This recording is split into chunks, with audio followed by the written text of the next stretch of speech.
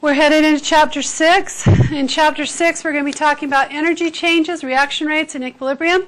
Today we're going to go over energy, endo-exothermic reaction, bond energies, factors that affect reactions, and we're going to do some demos.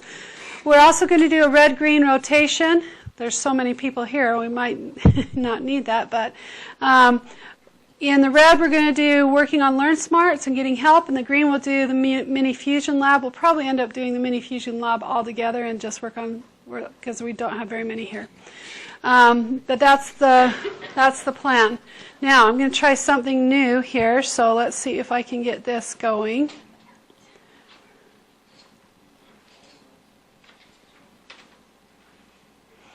See if I can hijack this real quick.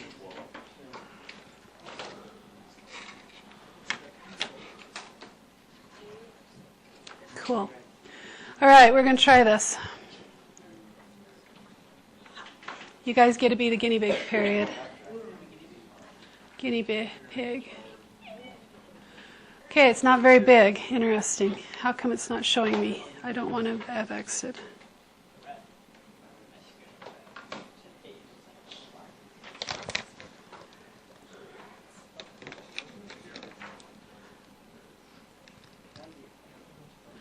Okay. It's not letting me go here. Why is it not letting me go here? Sorry, we're learning together here. Sorry.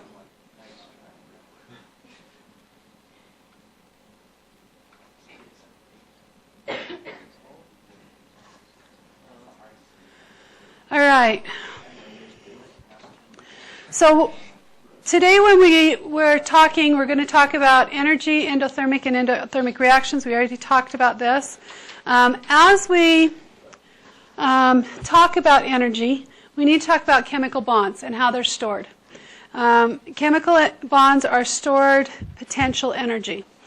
And when we have a lower potential energy, we have a more stable compound.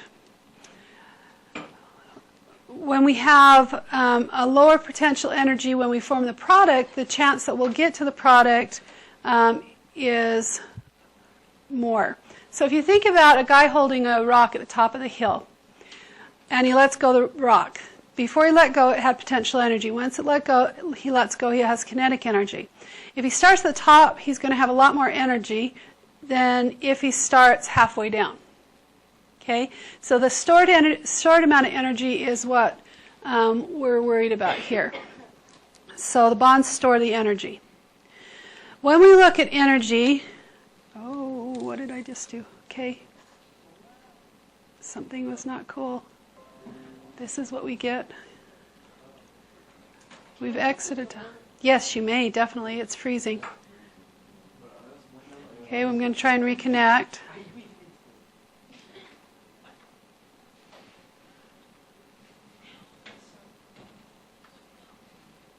It says I'm connected. What happened there?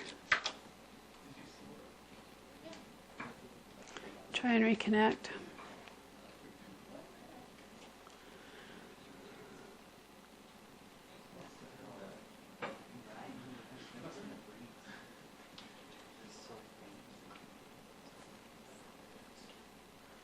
Okay, this is why I had a backup ready. So we're going to go back up. Okay, so we just finished that. We're going here. This is a little bigger anyway. You'll see a little better. The units of energy are calories. And a lot of times when you think of calories, you think of nutritional calories. And nutritional calories are actually a kilocalorie. So it's actually 1,000 calories. A joule is the SI unit for calorie. So a joule is the System International for calorie. And there are 4.184 joules in a calorie. Now just remember, when you look at the nutritional facts on something you're eating, those calories are 1,000 times if you were doing them in lab. So if it says 25, there's actually 2,500 lab calories in there. Okay? These conversions are also on the back of your periodic table, so you can look at them there. We okay to move forward? I'm having problems with my board, so I'm just going to stay over here and just click over here unless I need to do that, and I'll stay out of your way this way. So energy changes in reactions. When molecules come together and react, bonds are broken in the reactions and new bonds are formed. It always requires energy to break bonds. Okay, it always requires energy to break bonds. And so I've got some pictures up here that it always takes energy to break up a marriage. In other words, you go from one house, you now have to support 2 households. There's all kinds of litigation involved. It takes a lot of energy to get a divorce. On the other hand, when a person is married, you're actually taking 2 people that have 2 different households and making one. So you're consolidating, you're giving away energy. You don't have to pay that rent for that second house. So when bonds are formed, energy is released. And that's how I remember it in my head. If that doesn't work for you, try and figure out some way that you could use that to remember it. Okay. When we look at, did you miss that? Do I need to go back? Are we okay? Sorry. Just tell me if I go too fast.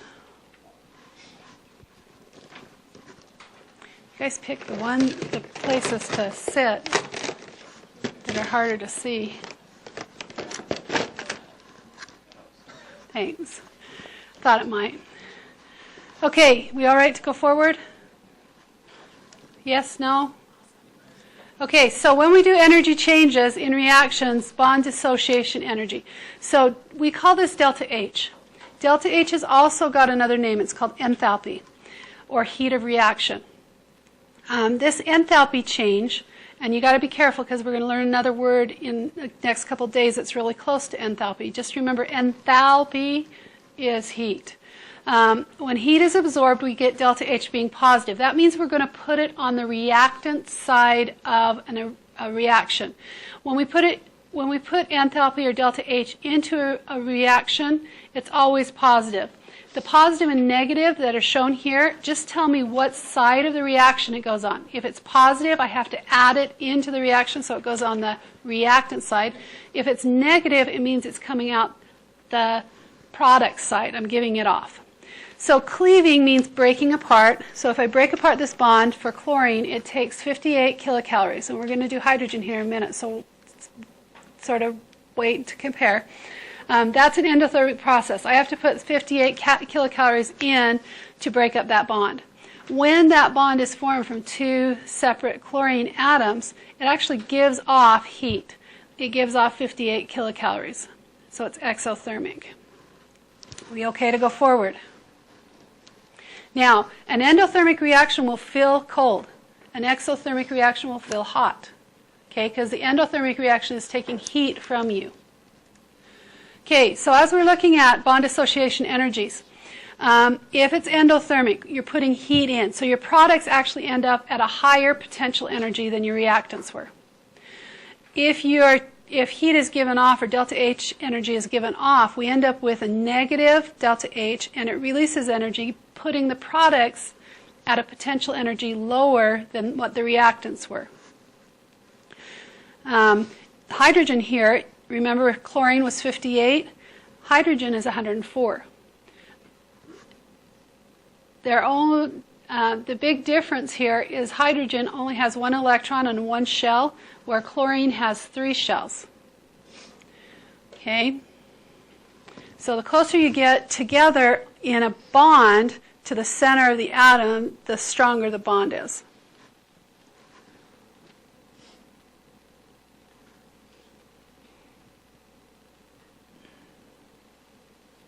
Okay to move forward? Yeah? Okay, so stronger the bond, the higher the bond dissociation energy. So if you have a good marriage, then you're constantly talking to each other, you're constantly fixing little problems, and the bond becomes really strong. If you don't have a strong, so you're close together. Nucleuses, think of the nucleuses as being the man and the woman in a marriage. They're really close to each other. If you don't keep that bond strong and you get farther and farther away and you have more layers in between you, like kids or work or whatever, social things, and they're keeping you apart from each other, that's like going down table on the periodic table, and you're adding more layers that keep you and your partner away from each other. The farther apart you are, the less strong the bond is. Okay? So as you go down a column in the periodic table, the bond gets weaker. And because the bond gets weaker, it doesn't take as much energy to break. So if we go HF, the very top, we've got 136 kilocalories. It takes a lot to break up that marriage or that bond. But as we go down to HI, it only takes 71, about half as much to break it up. Okay? So when we do calculations, this is what I was telling you earlier, if it's negative, that means it's given off. It's in the product side. So on this reaction right here with methane, the combustion of methane, I could actually put that 213 kilocalories inside of the reaction by just adding it to the end after water. So I could just go 2 waters plus 213 kilocalories. And I could use it in a stoichiometric problem. So I could find out how much methane is going to make up how much heat. And they do that oftentimes when they're putting furnaces in to find out how much energy is needed to heat a specific area. Okay? So this is used stoichiometrically by putting it in. Negative just means I put it in on the product side. So that in turn means if it's positive, I'm going to put it in on the reactant side. So on this reaction right here, we're actually doing a photosynthesis reaction where we're taking carbon dioxide and water and making sugar and oxygen. And it takes 678 kilocalories to do that. That 678 would go on the side that has the carbon dioxide and water. And again, you could use it just like you did stoichiometrically to figure out how much oxygen is being produced. Okay? So positive, we're going to break bonds, we have to put energy in. So this is a summary of of everything we've talked about so far. So endothermic, heat is absorbed, delta H is positive. The bonds broken in the reactant are stronger than the bonds formed in the product. Okay, because the more energy you have, potential energy in your chemical bond, the weaker the bond. The products are higher in energy than the reactants. On the exothermic, you've released heat. Your delta H is negative, so you've given off things. The bond formed in the product is stronger than the bond broken in the reactants, and the products are lower in energy than the reactants. Okay, so that's just a real quick summary. Going on here, I've got a little video I'd like you to watch. It's a FET, and it's pretty straightforward, sort of fun. You gotta turn the lights off, but don't fall asleep. This is to instruct you how to get a date. Meet our chemist, Harriet. She has a chemical reaction that needs to occur more quickly. Our chemist has some processes at her disposal that can help her speed up her reaction, and she knows of 5 ways, and to remember them, she thinks back to her days as a high school student, and the day she got a date for the dance. Harriet was in high school studying between classes. She had lost track of time and was going to be late to class. Unbeknownst to her, Harold, who was just around the corner, was running late too. They both sprinted to class, and as it happened, sprinted directly into one another. Now, this was no small collision. They ran squarely into one another in such a way that he knocked the books right out of her hand. "I'm sorry," he said. "Let me help you with your books." He kindly helped her recollect her belongings and politely offered to walk her to class. And you'll never guess who went together to the dance later that year. Yep, those two. So as we can see from this example, the key to getting a date for the dance is to collide with someone and knock the books out of their hands. Now you're probably already aware that not all collisions lead to dates for the dance, thankfully.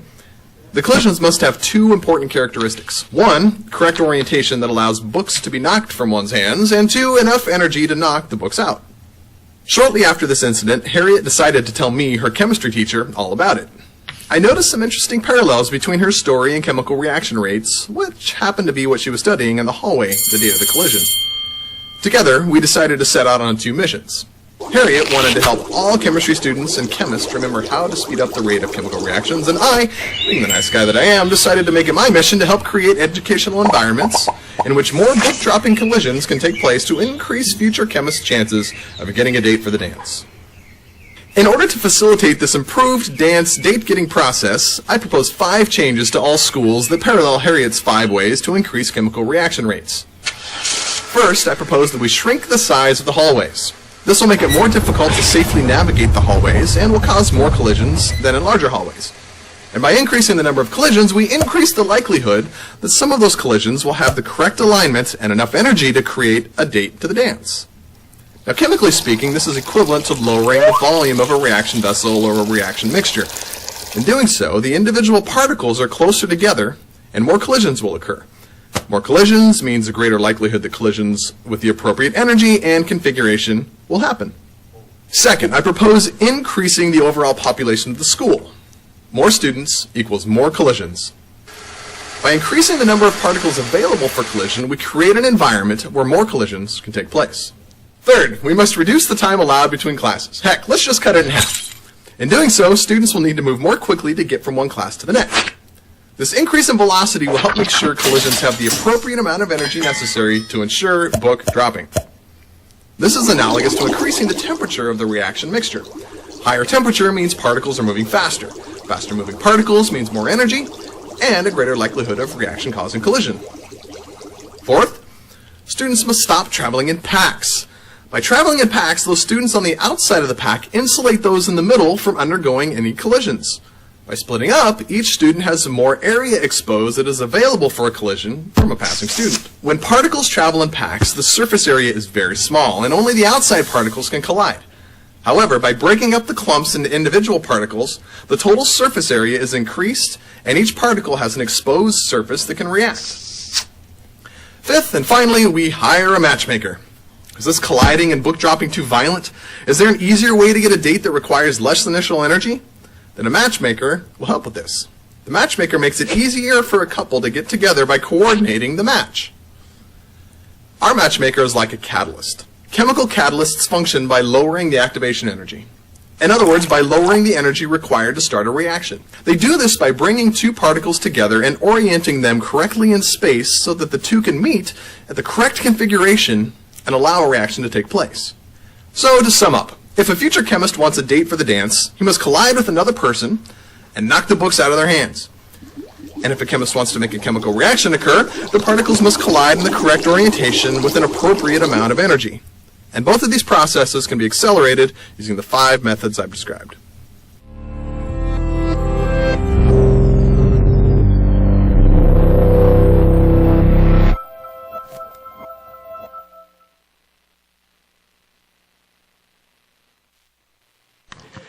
Okay, so we're going to go back over those really quickly again so that you know what's going on.